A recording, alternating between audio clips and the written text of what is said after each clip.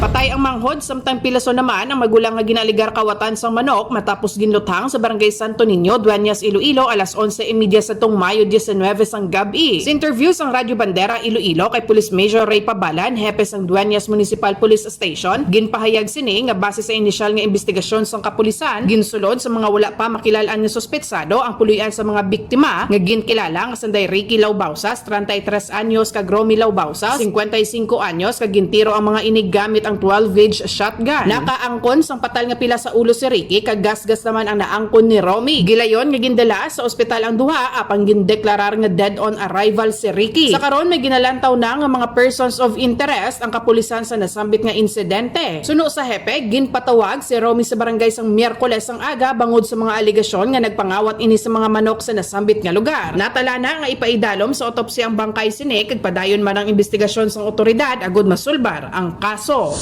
Balita gikan sa probinsya sang Iloilo, ini si Karen Badilla nagabandera sa matuod nga serbisyo publiko kag kalingawan sa Iloilo, Radyo Bandera.